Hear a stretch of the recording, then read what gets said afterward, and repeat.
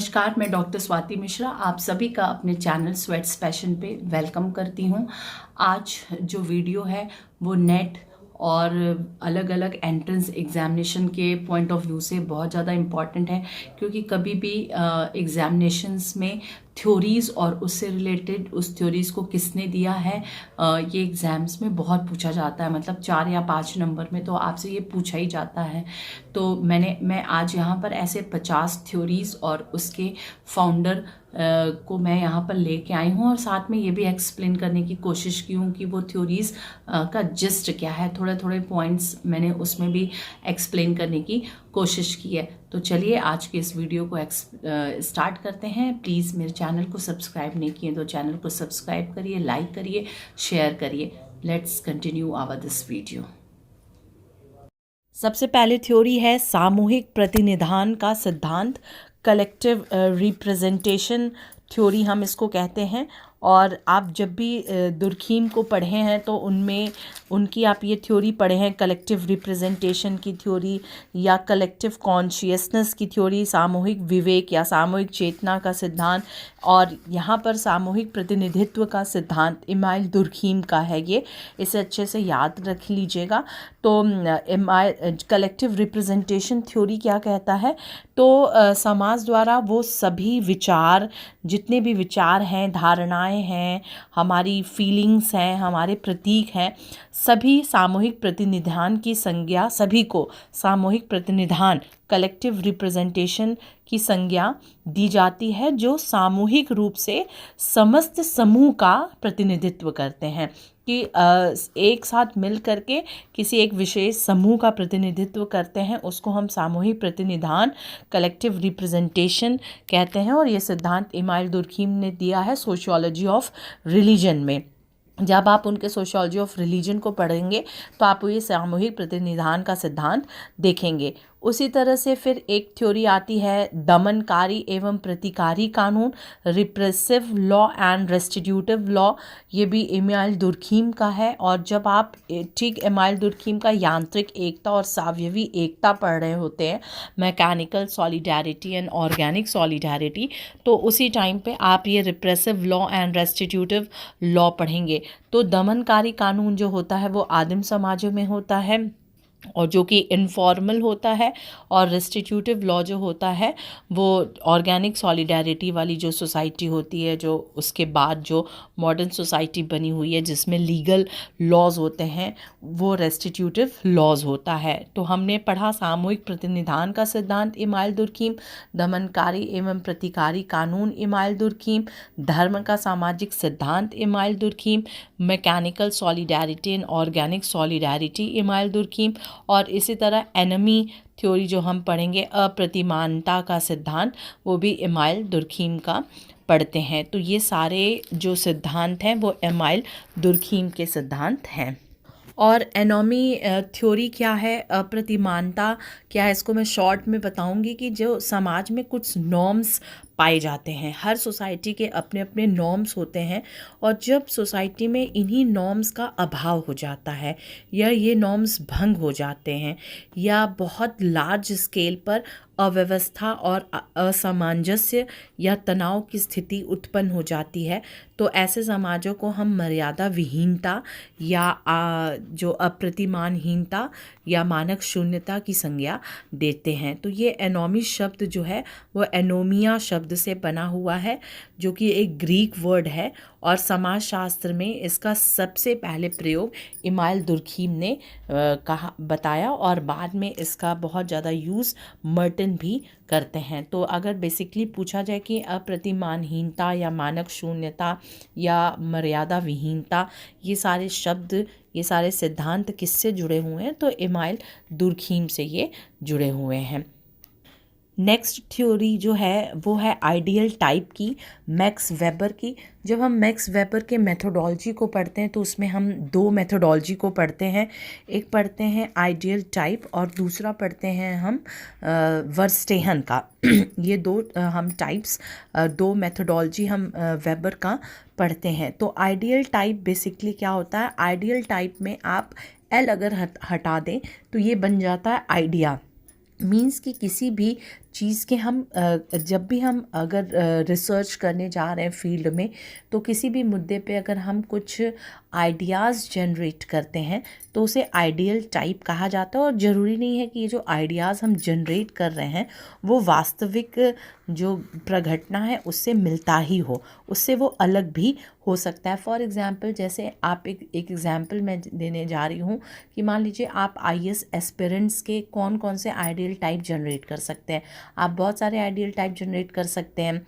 आप कह सकते हैं कि जो आईएएस के एस्पिरेंट्स होंगे वो 10-10 घंटे पढ़ते होंगे, वो किसी फैमिली फंक्शंस को अटेंड नहीं करते होंगे, उनकी बंद कमरे होंगे, कमरे में चारों तरफ किताबें लदी होंगी, पूरे नोट्स बनाए होंगे, कुछ कोचिंग को भी वो ज्वाइन किए होंगे, कुछ वो मॉक टेस्ट देते रहते होंगे और बहुत सारे लोग उसे गाइडलाइंस लेते होंगे। तो ये बहुत सारे हमने आइडियल टाइप बना दिए, पर ज़रूरी नहीं है कि एक आईएएस एस्पिरेंट्स में ये सारे आइडियल टाइप पा ही जाए। हो सकता है कोई 4 ही घंटा पढ़ता, हो सकता है कोई 10 घंटे भी पढ़ता, हो सकता है किसी के पास सेपरेट अपनी लाइब्रेरी ना हो सकता है किसी के पास अपनी सेपरेट लाइब्रेरी हो। तो ये सारे आइडियल टाइप्स हैं। और ये मेथोडोलॉजी जब वेबर अपने अलग अलग सिद्धांत को देते हैं, जैसे उनके रिलीजन का जो थ्योरी है या ब्यूरोक्रेसी की जो थ्योरी है, तो उसमें इन्होंने आइडियल टाइप्स मेथोडोलॉजी को अडॉप्ट किया। तो वही मैं यहाँ पर दो बता रही हूँ, आइडियल टाइप और वर्स्टेहन। ये दोनों मेथोडोलॉजी, ये दोनों थ्योरीज जो है वो मैक्स वेबर की दी गई है। अब अगर जब हम वर्स्टेहन को एक्सप्लेन करते हैं तो वर्स्टेहन जो है एक जर्मन भाषा का शब्द है और जिसका मेन जो मूल अर्थ होता है वो होता है व्यक्ति बोध या समझ। मतलब किसी एक व्यक्ति जब सामाजिक अंतःक्रिया या दूसरों की भूमिकाओं के निर्वहन द्वारा प्राप्त करता है कि अगर हम कोई भी किसी की भी कोई भी रोल का अगर हम निर्वहन कर रहे हैं या किसी से इंटरेक्शन कर रहे हैं, तो उस क्रम में जो हम एक अंडरस्टैंडिंग जनरेट करते हैं उसको हम वर्स्टेहन की संज्ञा देते हैं। वेबर ने वर्स्टेहन को ऐसे ही बताया है कि एक प्रकार का सहज बोध जिसे व्यक्ति जानता तो है किंतु वह उसे लिखित रूप में प्रस्तुत करने में असमर्थ अनुभव करता है और जिसका वैज्ञानिक रूप से लेखा जोखा देना उसके लिए मुश्किल होता है। तो ये पूरा वर्स्टेहन का अप्रोच है। अभी जब आप अलग से कभी वर्स्टेहन पढ़ेंगे तो उसमें आप डिटेल में समझेंगे। तो समझिए कि वर्स्टेहन और मैंने आपको आइडियल टाइप बताया, ये सारे मैक्स वेबर के थ्योरी हैं। उसी तरह स्टेटस ग्रुप का जो कंसेप्ट है, परिस्थिति समूह। तो परिस्थिति समूह क्या होता है? तो परिस्थिति समूह ऐसे समूह के सभी व्यक्तियों की, जो परिस्थिति समूह स्टेटस ग्रुप का मतलब ही है कि कलेक्शन ऑफ इंडिविजुअल्स। तो ऐसे लोगों के समूह के सभी व्यक्तियों की जीवन शैली लगभग एक समान होती है और समाज में उन्हें समान सम्मान प्राप्त होता है। एक जैसा उनका रिस्पेक्ट उनको सोसाइटी के द्वारा मिलता है और लगभग इस एक ग्रुप के लोग सभी एक जैसे स्टेटस को धारित किए रहते हैं, एक जैसे लाइफ स्टाइल को धारित किए रहते हैं। और भारत के जैसे जो जाति समूह है वो एक परिस्थिति समूह का एक श्रेष्ठ उदाहरण है कि एक जाति के लोग, अगर एक कोई जाति है उसके जितने लोग हैं वो सभी एक जैसी जीवन शैली को प्राप्त किए रहते हैं और सभी का सम्मान का जो एक लेवल होता है वो एक जैसा होता है। तो स्टेटस ग्रुप का कंसेप्ट भी मैक्स वेबर ने दिया है। इसी तरह सामाजिक परिवर्तन में धार्मिक कारक का सिद्धांत जो है, religious theory of social change, बहुत बड़ा थ्योरी है मैक्स वेबर का, जिसमें उन्होंने Protestant ethics and the spirit of capitalism में अपने इस थ्योरी को एक्सप्लेन किया है। तो वो भी अपने आप में एक बहुत बड़ा थ्योरी है, ये भी मैक्स वेबर ने दिया है। तो रिलीजन की थ्योरी मार्क्स ने भी दिया है, डर्खाइम ने भी दिया है, मैक्स वेबर ने भी दिया। तो मैक्स वेबर की जो थ्योरी है वो है Protestant ethics and the spirit of capitalism. उसी तरह पावर एंड अथॉरिटी का कंसेप्ट भी मैक्स वेबर ने दिया है और ब्यूरोक्रेसी का कंसेप्ट मैक्स वेबर ने दिया है। जब वो सोशल स्ट्रैटिफिकेशन एक्सप्लेन कर रहे होते हैं तो ब्यूरोक्रेसी का कंसेप्ट भी मैक्स वेबर ने दिया। इसी तरह सोशल एक्शन की थ्योरी मैक्स वेबर की है। जब सोशल एक्शन आप अलग से पढ़ेंगे तो उसमें समझ जाएंगे। बहुत अच्छा एक्सप्लेनेशन मैक्स वेबर का आता है। तो सोशल एक्शन की थ्योरी मैक्स वेबर की भी है, पैरेटो की भी है, उसी तरह पार्सन्स की भी है, पर सोशल एक्शन की थ्योरी आप याद रखिए मैक्स वेबर ने भी दिया है। मैंने इस पॉइंट को अभी एक्सप्लेन किया कि Protestant ethics and the spirit of capitalism का कॉन्सेप्ट मैक्स वेबर ने दिया है। अब आते हैं मार्क्स की थ्योरी को। तो मार्क्स की थ्योरी में हिस्टोरिकल मैटरलिज्म की थ्योरी कार्ल मार्क्स की है, उसी तरह एलिनिएशन की थ्योरी कार्ल मार्क्स की है, वर्ग संघर्ष का सिद्धांत क्लास स्ट्रगल की थ्योरी मार्क्स की है। उसी तरह मार्क्स के अन्य थ्योरी में आप और भी थ्योरी पढ़ेंगे जिसमें उन्होंने पूरा हिस्ट्री ऑफ सोसाइटी बताया कि सोसाइटी का कैसे कैसे इवोल्यूशन हुआ है, वो थ्योरी मार्क्स देते हैं। सरप्लस वैल्यू का सिद्धांत, अतिरेक मूल्य का सिद्धांत भी कार्ल मार्क्स का आता है। तो क्लास स्ट्रगल थ्योरी में मार्क्स ने बताया है कि दो तरह के क्लास हमेशा से रहे हैं हर सोसाइटी में, सिर्फ प्रिमिटिव सोसाइटी को छोड़ करके, क्योंकि जो आदिम समाज था वो क्लासलेस सोसाइटी था।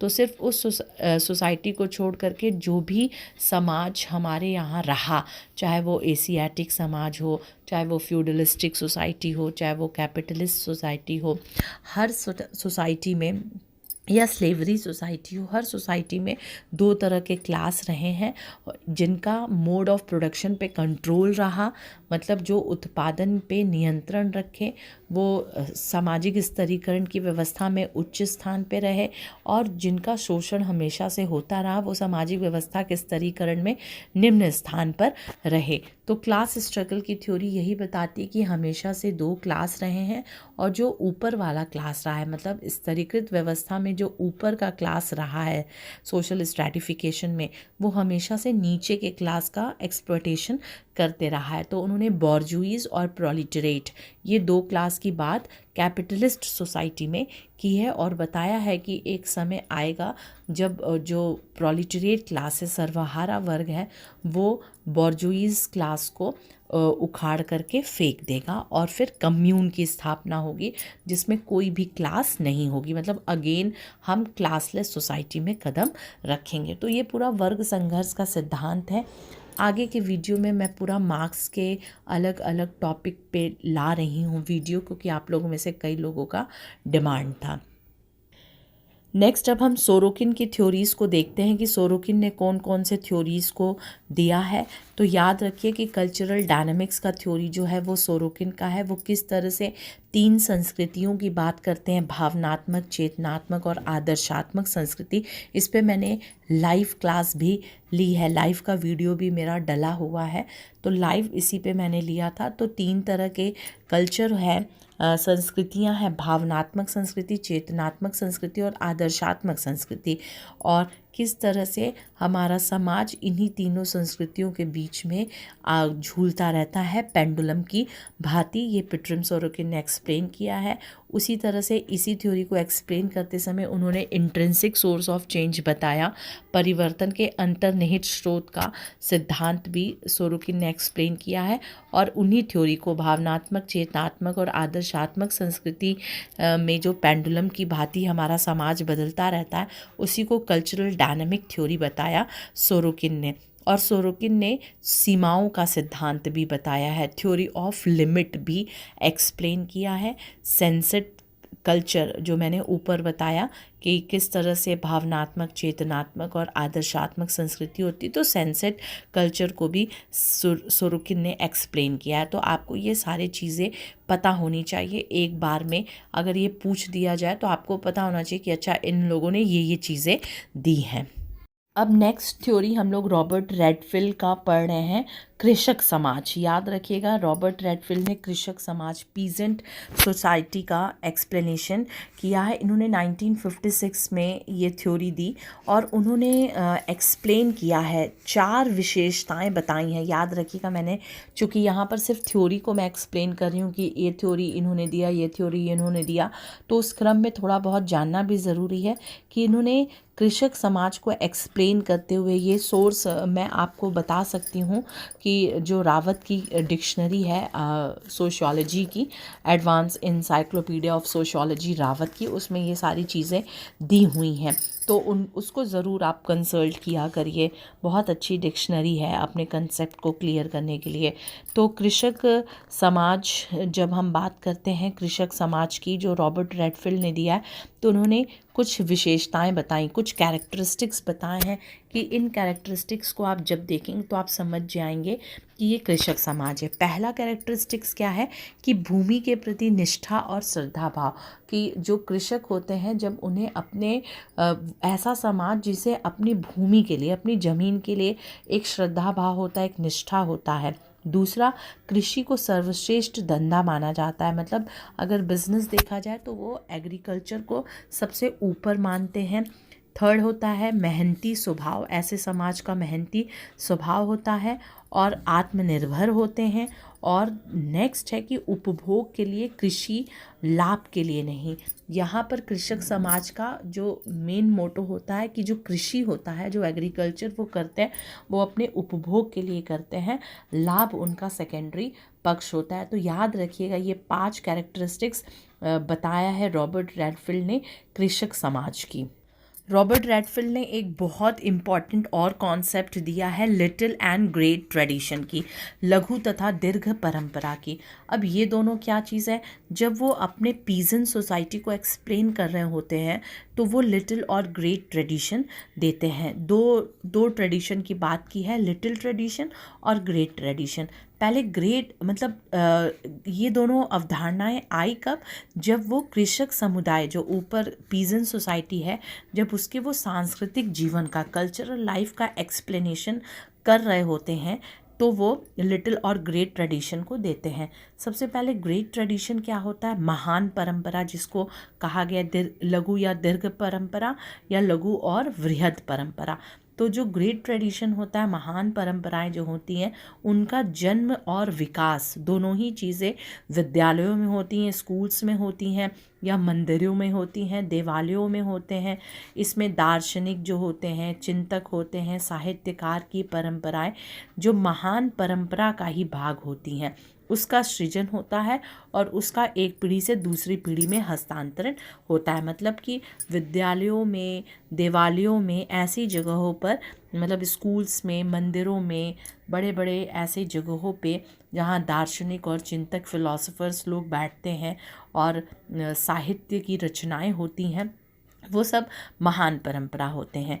पर लघु परंपरा क्या है, जिसका उद्गम जो होता है, मतलब जिसका ओरिजिन होता है, वो स्थानीय संस्कृति से जुड़ा होता है, लोकल लेवल पे जुड़ा होता है, गाँव में जिसका विकास होता है, ग्रामीण समुदाय में जो रह रहे लोग होते हैं, उनके बीच से जिस परंपरा का जन्म होता है, वो लोक परंपरा या लघु परंपरा का अंग होता है।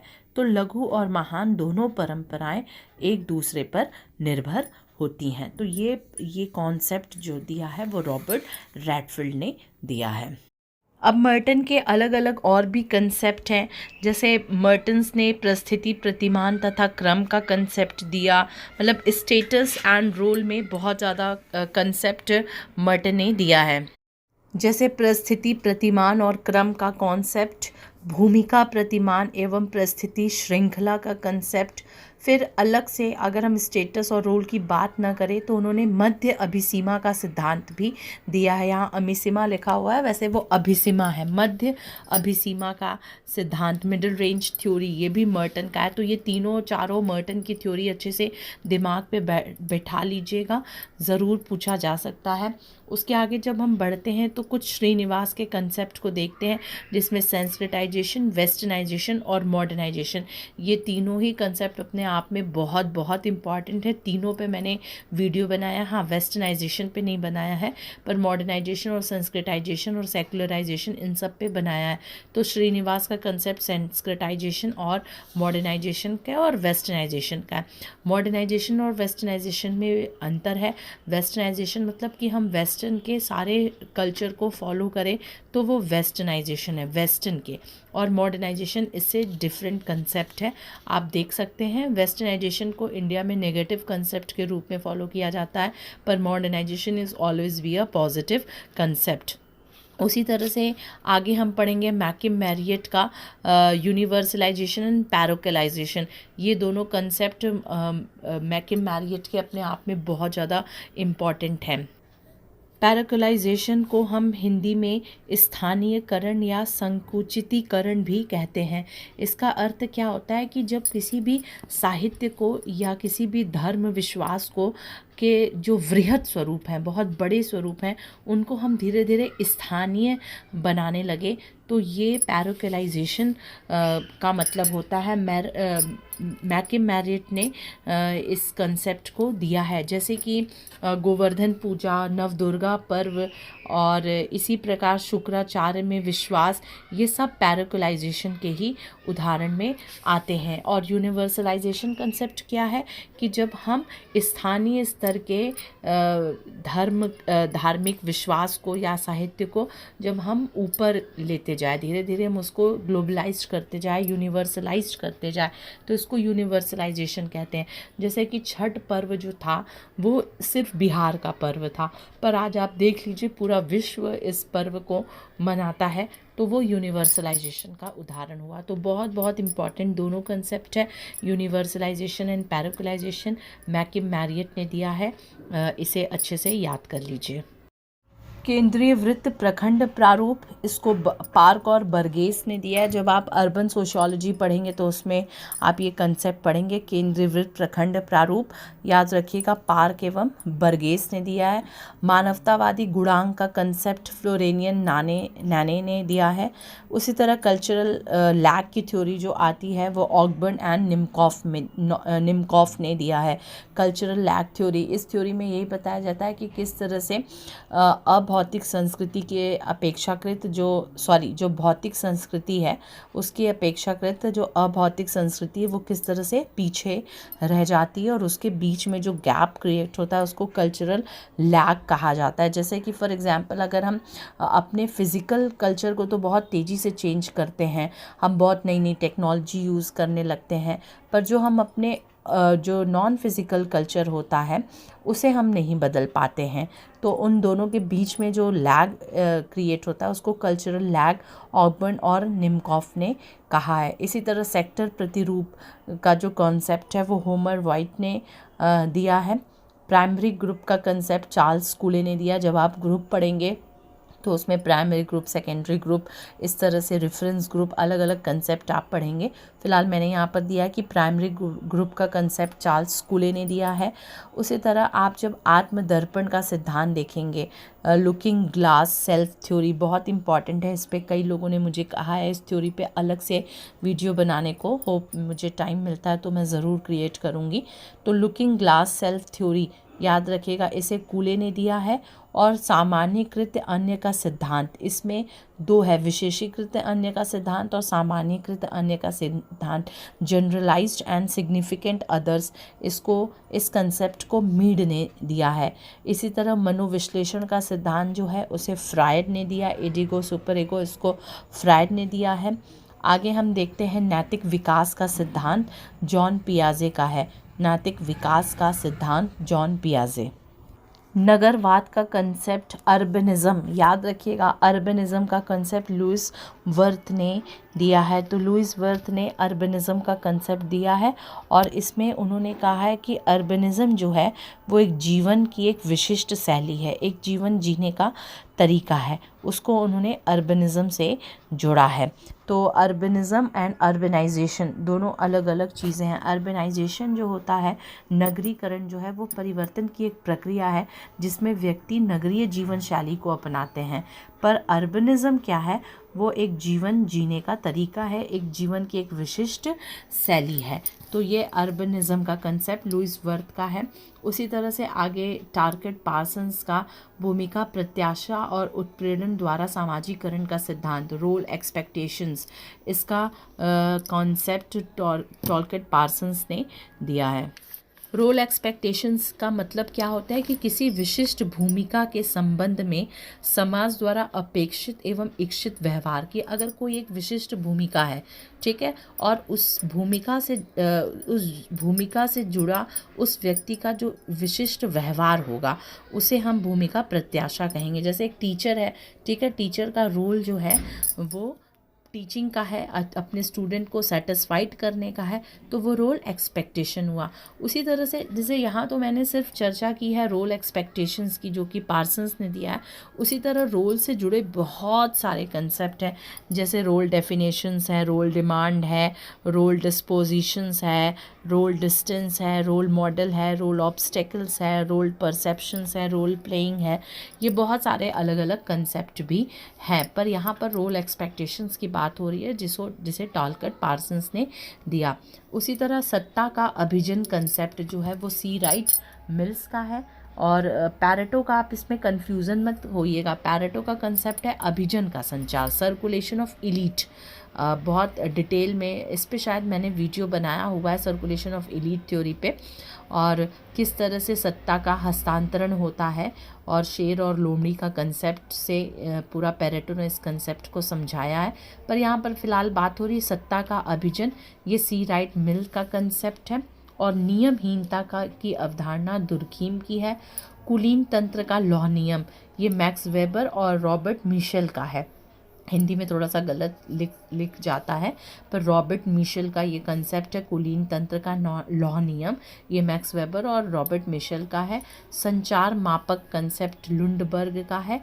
और लास्ट मैंने जो यहाँ पर दिया है वो अभिजन का संचार, सर्कुलेशन ऑफ इलीट थ्योरी, ये विल्फर्ड पैरेटो का है। तो आपने ये सारे थ्योरीज़ को देखा, उसके फाउंडर्स को देखा, समझने की कोशिश की। थोड़ा और अगर डिटेल में जानना हो तो आप डिक्शनरी का यूज़ ज़रूर कर सकते हैं इन सारे थ्योरीज़ को डिटेल में जानने के लिए। फ़िलहाल इतने आपके एग्जामिनेशन पॉइंट ऑफ व्यू से एनफ है। तो चलिए वीडियो को यहीं पर एंड करते हैं, फिर नए थ्योरीज़ को लेकर के मैं फिर आप सभी के सामने ज़रूर आऊँगी। Bye bye, take care.